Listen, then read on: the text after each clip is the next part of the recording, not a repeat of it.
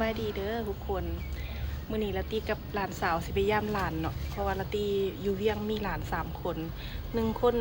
มาอยู่น้ำคำลามาอยู่น้ำลามาอยู่น้ำมันละตีเนาะแล้วคำลาหันมาอยู่น้ำละตีแล้วก็อีก2สบายดีค่อยซื้อแขกเด้อมื้อนี้ละตีก็มีโอกาสเลยเวลาเนาะสิไปย่ามหน้าหลานอยู่เมืองน้อยเสียงดาละตีมาอยู่เวียงจันทน์ก็ได้หลายปีแล้วเนาะแล้วก็มีร้าน3คนอยู่เวียงจันทน์นำละตีกับบ่มีเวลาไปย่ามเพิ่นมื้อนี้ละตีหาโอกาสเลยเวลาสิไปย่ามร้านเพราะว่าร้านวีนึงอยู่น้ำละตีนี่เนาะแล้วก็มีอีก2คนอยู่เสียงดาแล้วก็ผู้หนึงหันอยู่ น่าจะแม่นอยู่เสียงดาคือกันละตีบ่จื้อชื่ออยู่เมืองน้อยกับเสียงดาเนาะผู้หนึงหันอยู่นำลูกพี่ลูกน้องผู้หนึงหันเซาฮ้องอยู่คือกันละตีเพราะว่าเรามาเฮียนเนาะแล้วเซาฮ้องอยู่มื้อนี้ละตีก็มีโอกาสเลยเวลาแล้วก็ไปย่ามเพิ่นแล้วก็เอาเครื่องไปตอนเพิ่นนำมีฝึกไข่เนาะไปตอนหลานเพราะว่าละตีไปย่ามมื้อนี้เขาเจ้าเพราะว่าเราไปบ้านมาวังนึงนี่เขาเจ้าฝากเครื่องมาแต่บ้านฝากมาละตีก็บ่มีเวลาไปเอามื้อนี้ก็เลยส่วนร้านไปย่ามหาอันซื้อนางหมวยเนาะอาหมวยไปย่ามหาอาหมวยไปย่ามหาร้านอีกคนไปเอาเครื่องพร้อมเพราะว่ามีเครื่องอยู่พันเราเนาะมีเครื่องอยู่ห้องเรานำหั่นนะก็เลยสิหากันไปเอาไปเตรียมตัวไป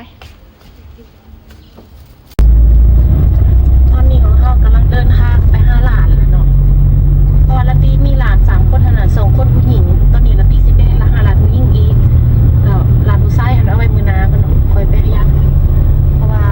หลานผู้ชายหันได้เพิ่นอยู่นำกับญาติพี่น้องเพิ่นเนาะลูกเอ้ยลูกอ้ายเขาเจ้าอยากอยู่นำป่าเขาเจ้ามีโอกาสสิไปย่างเพิ่นสิไปย่างร้านผู้หญิงก่อนเดี๋ยวนี้ก็จอดอยู่หน้ามอลอยซับเนาะมอลอยซับกำลังสิตัดไปทางเมืองน้อยเสียงดาเพราะว่าเราเรียนให้วิทยาลัยกฎหมายเนาะเรียนกฎหมายแล้วติก็เลยสิไปหาเพิ่นอยู่แถวเมืองน้อยเสียงดาวิทยาลัยกฎหมายนี่ก็เป็นห้องมอลอยซับเด้อน้ำมอลอยซับไปกับไปบ่ได้รถติดแฮงเด้อติดลายส่งดึกการเลยเนาะส่งดึกการคือติดนาทีกะมาส่งติดเพราะว่าส่งตอนบ่ายหันนาทีสิมากก็มาบ่ได้เนาะเพราะว่าเราเฮียนก็เลยส่งดึกเฮียนแล้วนาทีจึงมาหาโอเคไปเบิ่งกันเนาะหาหอดอันเงินคือหาหอดทองหน้าเงินค่อยงึดหลายของเจ้าอยู่สี่แยกไฟแดงแต่บ่ฮู้ว่าไฟแดงไฟเขียวอยู่ไสสี่แยกดอนคอยสิไปหาหลานแต่บ่เห็นไฟแดงอยู่บนนะคะแต่เขาจะไปแล้วสิไปหอมเขาป่าเอ้ยอยู่ลาวเดี๋ยวนี้ใช้เวลาไปกับประมาณ15นาทีเนาะแต่ละตีมาส่งรถติดก็20ปลายนาทีถึงหอดห้องนางตัวนี้ก็ทางตัดใหม่จากต้นก้อยฮะเมืองหน่อยเสียงดาแล้วมาสิหอดแล้วแต่ก็หอดแล้วจ้ะสิหอดมีหอดสี่แยกเมืองหน่อยเสียงดาว่าเพื่อนต้นไม้ก็อยู่บน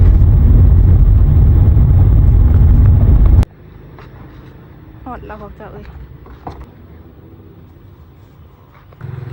หอดแล้วของนั่งกันอยู่นั่งไปบึงกันมีใครอยู่เด้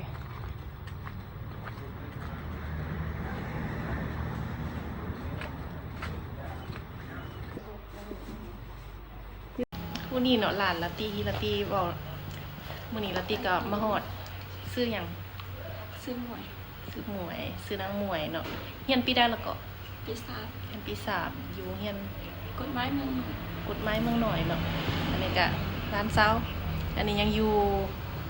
ม.3 อันนี้ปี3สิจบแล้วโอเคเนาะไปใจเครื่องอยู่ใส่เอามาอีกนึงเครื่องฟังมัตตบานเนาะโมโหว่าเป็นอย่างโมบอกเนาะ ความลับมันเป็นความลับ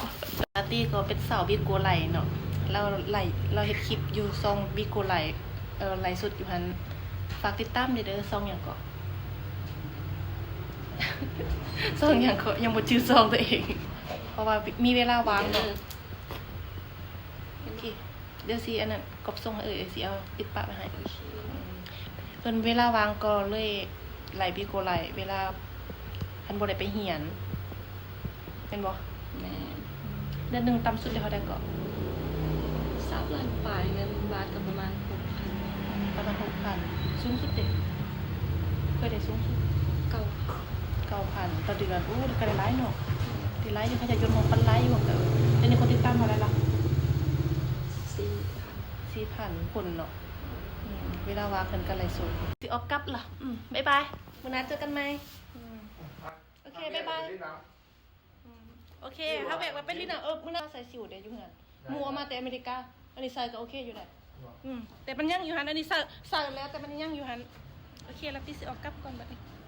ละตีก็สิได้ออกกลับไว้เด้เนาะเพราะว่ามันสิค่ำละตีสิไปแวะบึงหัดหลวงไปแวะชมวิวอยู่บึงหัดหลวงนี่ก็ละตีเคยเห็นมาถ่ายคลิปเทื่อนึงแล้วเนาะบรรยากาศก็ดีพวกเจ้าเพราะว่าร้านก็สิได้ออกไปนอกแต่เพิ่นสิได้ออกไปนอกมีนัดกับหมู่ว่าซั่นเพิ่นกับแฟนเพิ่นอยู่ห้องนำกันเนาะเขาเซาอยู่นำกันแฟนเพิ่นก็เรียนกฎหมายคือกันว่าซั่นอธิหามนะละตีก็บ่ได้ถ่ายคลิปเด้เนาะเกรงใจเขาเจ้าเด้แฟนเพิ่นก็เรียนกฎหมายแต่จบแล้วได้เฮ็ดเวียกอยู่ของการน้องหลาของการแล้วเนาะแล้วยังแต่ร้านละตีเรียนอยู่ปี3ละตีเคยเอาร้านมาอยู่นำเฮือนึงอยู่ได้แต่เดือนปลายเพิ่นก็บ่อยู่นำเนาะเพิ่นก็อยากอยู่นำแฟนเพิ่นก็เลยไปเซาห้องอยู่นำแฟนบ่หลายก็เว้าบ่ได้เนาะเขาก็ใหญ่แล้วเขาก็อยากอยู่เป็นอิสระบ่อยากอยู่นำละตีเพราะว่าก็บ่ฮู้นำเขาคือกันเพราะว่าพ่อกับแม่เขาเจ้าก็บอกว่าหามาอยู่นำมันละตีนี้ให้พักนำกันหันหาอยู่นำกันเที่ยวไปโรงเรียนเอาแต่เราก็บ่มักเนาะเราว่ามันไกลจริงๆหันเราอยากอยู่นำแฟนเราตอนนี้ละตีก็แวะลินอยู่บึงหัดหลวงเนาะบรรยากาศบึงหัดหลวงก็พวกเจ้าเฮาเห็นมากไปยังไงเป็นมักแต้งบ่นี่คือมักแต้งเนี่ยเราบ่เคยเห็นไอ้คือมักแต้งเลยคือมักแต้งจริงเขาเด็ดแบบทำลายบ้างด้วย